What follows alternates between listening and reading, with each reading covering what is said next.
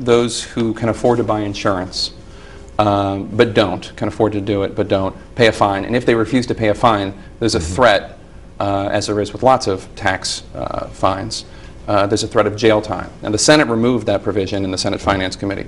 Do you think it's appropriate to have a threat of jail time for those who refuse to buy insurance?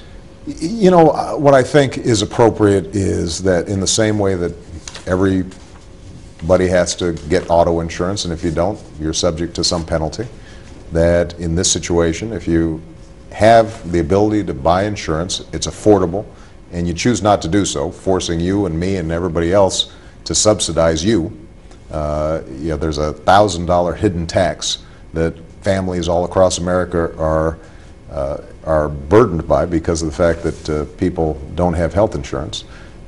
You know, there's nothing wrong with a penalty. Now, what those penalties are, I think they have to be high enough that people don't game the system.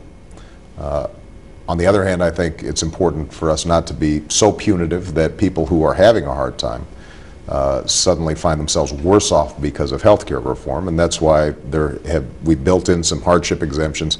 There may be situations, relatively rare, where even after the subsidies that are provided, it's still very hard for people to afford to get the health insurance that they need. And we should anticipate and build in those hardship exemptions. But I think the general broad principle is simply that people who are paying for their health insurance aren't subsidizing folks who simply choose not to until they get sick and then suddenly they expect free health insurance. That's a basic concept of responsibility that I think most Americans abide by.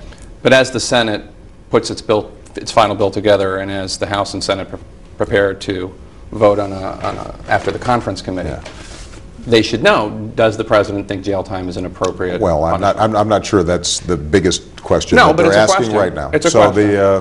I think I put out the principle that penalties are appropriate for people who try to free ride the system and force others to pay for their health insurance. Okay.